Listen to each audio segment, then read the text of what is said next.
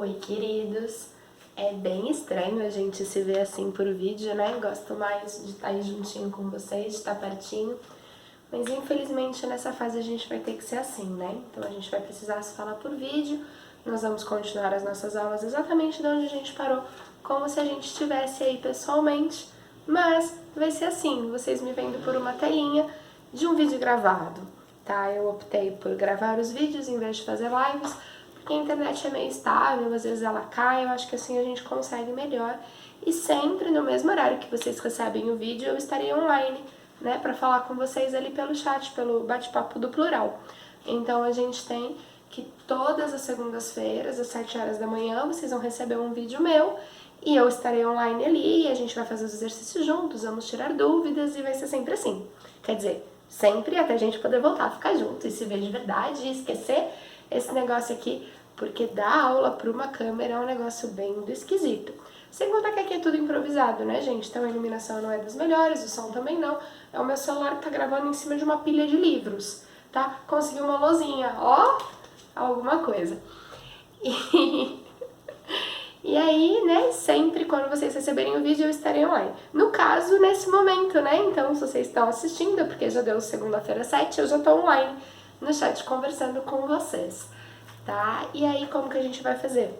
Vocês recebem o link, vocês assistem o vídeo, e aqui no vídeo a gente vai ter a teoria, nós vamos fazer os exercícios e depois a gente conversa pelo chat do plural. Tudo bem? Primeira coisa, porque eu sei que vocês vão falar disso mesmo, eu tô sem óculos porque meu óculos ele dá muito reflexo da luz e aí fica ruim da gente enxergar a gravação, então eu achei melhor gravar sem, tá? Acostumem-se. Então vamos relembrar um pouquinho, né? A semana passada a gente já não teve aula, foram apenas 6 alunos, a gente conversou um pouco a respeito do vírus, mas a gente não teve aula mesmo, né? Espero que estejam todos obedecendo não é a ordem, né? A recomendação de que fiquemos em casa. Esse vírus ele é perigoso, ele tem uma transmissão muito rápida, então a gente precisa agora ficar quietinho em casa e se preocupar muito com a higienização das mãos e não levar muito para as nossas mucosas, né? A gente precisa conseguir se livrar disso logo para poder voltar a ficar perto. Gente, se vocês lembrarem um pouquinho, há 14 dias atrás, né, que foi quando foi a nossa última aula, nós estávamos falando a respeito de Mendel. E quando a gente falou de Mendel, nós comentamos, lembra, o monge que estudou as ervilhas, e nós falamos que ele estudou ali 7 características de ervilha. Ele viu a cor da semente, se era verde ou se era amarela, ele viu a textura da semente, se era lisa ou se era rugosa, ele viu a cor da vagem, também sendo verde ou amarela, a textura da vagem, lisa ou rugosa, ele viu se as flores eram brancas ou púrpuras, ele viu se as plantas eram altas ou baixas, e ele viu se as flores elas davam no meio dos ramos ou nas pontas, né, ou eram nas regiões terminais. E aí nós vimos que em todos esses 7 cruzamentos, Mendel sempre começa por uma geração que a gente vai chamar de geração P. Essa geração P, ou geração parental, sempre é uma geração de indivíduos puros. Então ele cruza uma amarela pura com uma verde pura. E sempre que ele cruza isso, ele vê que na F1 todas as sementinhas são amarelas. E aí ele fala que essa característica que aparece na F1 é uma característica dominante. E a característica que não aparece, que ficou escondidinha, é a característica recessiva. Quando ele autofecunda F1, em todos os cruzamentos ele vai obter na F2 75% dos indivíduos com característica dominante e 25% dos indivíduos com característica recessiva. Neste exemplo, 75% das sementes são amarelas, 25% são verdes. É a história do 3:1 que a gente conversou. Hoje em dia a gente usa, né, letrinhas para representar isso, então sempre a letra maiúscula representando o gene dominante, sempre a letra minúscula representando o gene recessivo. Se vocês lembrarem um pouco, todos os nossos cromossomos estão em pares, né? Nós temos 46 cromossomos divididos em 23 pares. Recebi um representante de cada par de papai, um representante de cada par de mamãe, juntou e deu a Paula. Então todas as características vão ter 2 genes. Gente, esses 2 genes podem ser iguais, azão ou azinho, ou eles podem ser diferentes, azinho. Quando eu tenho os 2 genes iguais, independente se são dominantes ou recessivos, eu falo que esse indivíduo é homozigoto. Quando eu tenho que esses dois genes são diferentes, a gente vai falar que esse indivíduo ele é heterozigoto, certo? Lembram de tudo isso? A gente já tinha discutido isso na aula passada.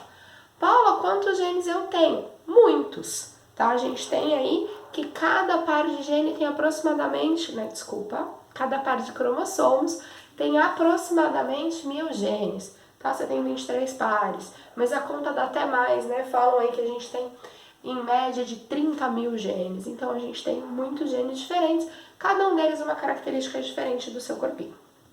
E aí, a gente comentou disso, comentamos que o último par de genes é o par sexual, se ele for 2x você é uma mulher, se ele for um x e um y você é um homem. Gente, e aí ficou faltando a gente falar a respeito das genealogias, dá pra ver? Ou heredogramas. O que é isso? Então, uma genealogia é uma representação gráfica dos indivíduos de uma família. Então, nós temos que sempre, tá? Ele tem algumas regrinhas. De quadrado serão representados homens. Sempre de bolinhas seremos representadas as mulheres. Quando eu ponho um traço unindo um quadrado com uma bolinha, é um casamento. Ou pelo menos um cruzamento, né? Então não precisa necessariamente ser um casamento, mas uma geração de descendentes. E nós temos que desse casamento saem pessoinhas. Ué, quem são essas pessoinhas que saem do casamento? Os filhos. Então nós temos aqui, né, o casamento e os filhos. Só que às vezes eu não sei o sexo da criança. Lembra? Até a última vez que a gente se viu, eu ainda não sabia o sexo do bebê do meu irmão, né, que minha cunhada está grávida. E aí, se eu não sei o sexo e quisesse desenhar a genealogia da nossa família, como eu representaria essa criança? Com um triângulo ou um losango, aquilo que você gostar mais. Nitidamente eu sei fazer triângulos e não sei fazer losangos, então eu uso triângulo. Você usa aquilo que você gostar. E aí, nós temos que quando dois indivíduos saem do mesmo ponto, esses dois indivíduos são gêmeos. Aqui no caso, eu estou representando gêmeos monozigóticos. Por que eu sei que eles são monozigóticos? Porque eu pus essa linha entre os dois, tá vendo? Quando eu tenho essa linha unindo os dois, é porque são gêmeos monozigóticos, ou seja, gêmeos idênticos. Como que eu represento gêmeos dizigóticos, ou seja, gêmeos fraternos? Tirando essa linha. Então, se eu tiro essa linha, eles continuam sendo gêmeos. Por que eu sei disso? Porque eles saíram do mesmo ponto, ó, tá vendo a diferença da representação? Eles saíram do mesmo ponto, eles são gêmeos. Gente, qualquer dúvida que vocês vão tendo durante o vídeo, já vai mandando pra mim ali no chatzinho do plural, que eu já vou respondendo as dúvidas pra vocês, tá? É igual se a gente estivesse ao vivo, pode ir levantando a mão e pode ir perguntando. Nesse caso, pode ir clicando e pode ir mandando a sua dúvida. Gente, mas sempre estaremos estudando uma característica. E como que a gente estuda essa característica? A gente vai ter que representar ela de forma diferente. Então, os indivíduos que não têm a característica eu represento assim, e os indivíduos que têm a característica, ou seja, como a gente chama de afetado, mesmo nem sempre a característica sendo uma doença, a gente vai pintar. Então, quadradinho pintado, homem afetado. Bolinha pintada, mulher afetada. Triângulo pintado, sexo não definido, que é afetado. Gente, e vocês lembram como que faz o cruzamento? A gente viu o quadrinho de pônei na aula passada. Vamos relembrar ele aqui rapidinho? Então lembra que eu falei pra vocês que era o joguinho da velha ou hashtag? Então a gente tem o quadro de pônei. Então vamos supor que eu quero fazer o cruzamento de um indivíduo azão azinho com outro indivíduo azão azinho. Como que eu faço? Eu vou ter que fazer o quadrinho. E aí, lembra, eu não uso o primeiro quadrante e vou produzir gametas. Para fazer gameta, separa. Então, o azão separado do azinho, o azão separado do azinho. E aí é só brincar de batalha naval. Junta a linha com coluna. Aqui vai ficar o azão, aqui vai ficar o azão, azinho, aqui azão, azinho de novo, e aqui o azinho, azinho. Opa! Olha o 3:1 do Mendel aparecendo aqui. Tenho 3 dominantes para 1 recessivo, 75% para 25%. Então, nós temos, né, que é desta forma que a gente chega aí nos resultados de um cruzamento. Gente, eu vou contar um segredo para vocês, aqui é tudo improvisado. Fiz muito de conseguir uma luzinha, na verdade foi meu pai, não fui eu. Então, tcharam, meu apagador é um pano de prato. E, gente, Vamos lá. Quando eu aprendo a trabalhar com as genealogias, eu tenho que saber olhar para elas. E sempre que a gente for olhar para uma genealogia, a gente vai procurar um casal específico. Que casal é esse? Pais diferentes? Não. Pais iguais tendo filho diferente. Como assim, Paula? Então, pais iguais, tá vendo? Ó, nenhum dos dois é afetado. De novo, pais iguais, nenhum dos dois, os dois são afetados. Então não importa qual dos dois, um dos dois eu vou ter que achar. Então o pai e a mãe ou são os dois sem pintar ou são os dois pintados. E eles têm que ter um filho diferente deles. Então a gente tem aqui, ó, que os dois pais não são afetados e o filho é afetado, os dois pais são afetados e o filho não é. Gente, só que claro que isso aqui nunca vai estar no mesmo heredograma, tá? Porque isso aqui são coisas diferentes. Então nós temos que quando isso daqui acontecer, vamos pensar um pouquinho. Dá para os pais serem azinho, azinho? Se os pais fossem azinho, azinho, os dois só dão azinho. O filho ia ser azinho, azinho também. Opa, não deu, porque o filho não seria diferente. Então esses pais obrigatoriamente precisam ser dominantes. Se esses pais precisam ser dominantes, esses pais precisam ter um azão. Só que aí o filho tem que ser diferente. Se o pai é dominante e o filho é diferente, é porque o filho é recessivo. Então o filho é azinho, azinho. Então eu sei que o pai é azão, azinho e a mãe também é azão, azinho. Certo? Todo mundo entendeu o que a gente fez aqui? Sempre que eu encontrar esse casal, pais normais tendo filho afetado, eu sei que a característica que eu estou trabalhando é uma característica recessiva. E quando eu encontrar este casal? Mesma coisa, se os pais são diferentes do filho, os pais obrigatoriamente são azão, azinho e o filho é azinho, azinho. Só que nesse caso, quem tem a característica que é afetado são os pais. Então, nesse caso, ser afetado é uma característica dominante, certo? Sem problemas de entender a diferença de uma para outra. É importante a gente estar sabendo disso. E quando a gente vai fazer um heredograma, depois que eu já descobri isso, né? Vamos supor que eu tenho um heredograma grande. Aí eu vou colocando o que cada um é. E quando eu tô colocando o que cada um é, às vezes eu posso chegar em indivíduos que são dominantes, mas que não têm filhos. E aí eu não sei se ele é azão ou se ele é azão-azinho. Quando eu não souber o que o indivíduo é, mas não que eu não sei porque eu não olhei direito, eu não sei porque é impossível determinar pelo heredograma, a gente vai dizer que o indivíduo é a azão, né, no caso, que tá acima.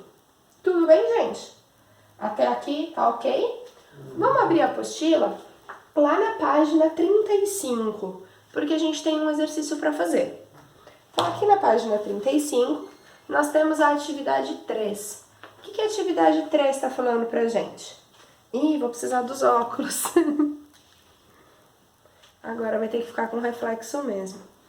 O quadro a seguir, chamado de quadro de Punnett, mostra os encontros possíveis entre gametas. A análise é feita apenas para os genes estudados, pois existem milhares de outros genes para as demais características do ser vivo. No caso da ervilha, o gene estudado é o responsável pela cor da semente e apresenta duas variações, chamadas de alelos, o azão e o azinho. Preencha os possíveis encontros entre gametas, os genótipos e fenótipos resultantes e a proporção entre os fenótipos. Então ele fez um quadro de Punnett para você aí. Então a gente está lá no exercício da página 35. Ele já deu para você no quadro que ele está cruzando um indivíduo azão-azinho com outro indivíduo azão-azinho. É o mesmo cruzamento que a gente fez alguns minutos atrás. Lembra? Junta a linha com coluna. A hora que eu junto vai dar azão-azão, azão-azinho, azão-azinho e azinho-azinho. Pronto! Encontrei o genótipo. Só que se a gente ler ali o enunciado, ele não está me pedindo só o genótipo, ele também quer o fenótipo. Paula, o que é fenótipo que eu não lembro? Então, genótipo, gene que eu possuo. Fenótipo, a característica que eu tenho expressa. No caso da ervilha, ele falou pra gente que ele tá vendo se a ervilha é amarela ou se a ervilha é verde. E ele já escreveu embaixo do quadro pra vocês, né? Ele pôs um traço assim amarelo, 2 pontos, verde. Então, gente, vamos pensar comigo. Que cor é esta ervilha? Nessa hora vocês respondem, eu tô ouvindo. Amarelo, amarelo, amarelo e verde. Então, eu tenho 3 amarelas e uma verde. Tudo bem? Vira a página 36. Nós temos mais 2 exercícios. A partir de seus novos conhecimentos, determine qual seria a proporção de fenótipos resultantes do cruzamento entre plantas heterozigotas, amarelas, e plantas de sementes verdes. Começa a fazer aí o exercício para ver se você está sabendo fazer, enquanto eu consigo mais lousa para mim.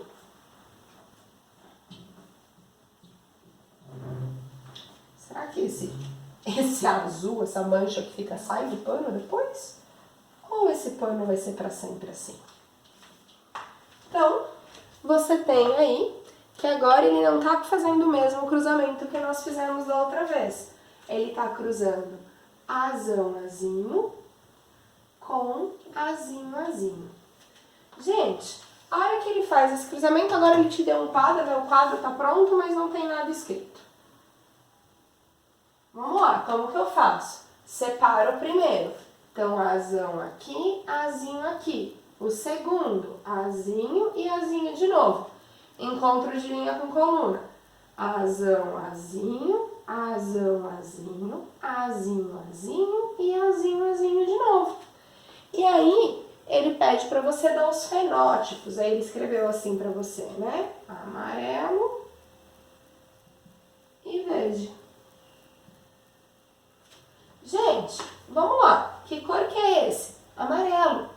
E esse? Amarelo também. Então, eu tenho 2 amarelos. Verde e verde de novo. Para 2 verdes. Paulo, eu aprendi com o Alessandro. Posso simplificar? Pode, claro. Se você preferir colocar 1 para 1, é a mesma coisa. De 2 para 2, de 10 para 10, de 25 para 25, de 372 para 372. Tudo bem? Gente, o 2. O heredograma básico representa o cruzamento entre animais da mesma espécie, que apresentam fenótipos de pelo curto e longo. O pelo curto é uma característica recessiva, então ele já te contou que ser curto é recessivo. Então você nem precisa procurar o casal, ele já te deu um enunciado. Ai, me perdi. Os quadrados representam os machos e os círculos representam as fêmeas. Isso você já tinha até que saber, mas ele foi legal e te deu. O heredograma representa a herança genética determinada... O heredograma representa a herança genética de determinada característica dos indivíduos de uma família. Enquanto eu estou copiando o heredograma aqui no quadro, gente, vai fazendo. Então você precisa determinar para mim todo mundo se é azão, azinho, se é azão, azão, se é azinho, azinho ou se é azão, traço. Vai fazendo isso enquanto eu copio. Ele já contou para você que quem não está pintado é pelo curto, então é recessivo. Então quem não está pintado é azinho, azinho. Quem está pintado tem que ter pelo menos um azão. Vai fazendo.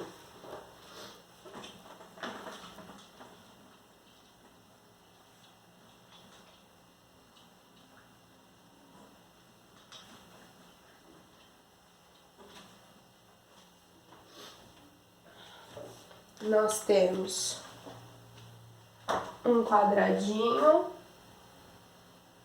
que casou com uma bolinha e deles nasceram 3 filhos. Um quadradinho, o do meio é uma bolinha? É. Uma bolinha e outra bolinha. Este quadradinho casou com uma bolinha e tiveram 2 quadradinhos, ou seja, 2 meninos. Esta bolinha casou com um quadradinho e nasceu uma bolinha. Paulo, por que a linha não tá indo até ele? Erro de revisão do desenho, tá, gente? Era pra linha chegar até ali. Não é nada de diferente, não.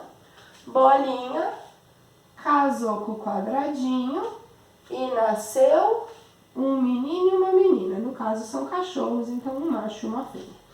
E aí nós temos que este aqui tá pintado. Este. Quem mais? Esse aqui e esse aqui, certo? E aí eu pedi pra você fazer pra mim todos os indivíduos. Ele falou pra mim que branquinho é pelo curto e que falou no enunciado que pelo curto é recessivo. Então, todos os branquinhos, azinho, azinho.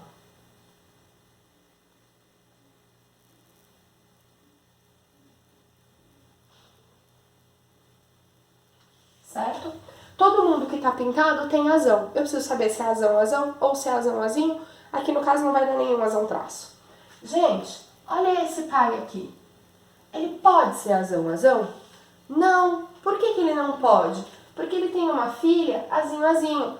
Para essa cachorrinha que tá nascido, obrigatoriamente ela ganhou um azinho do pai e um azinho da mãe. Porque lembra que eu ganhei um de cada? Se esse pai deu um azinho para a filha dele, é porque obrigatoriamente ele tem um azinho.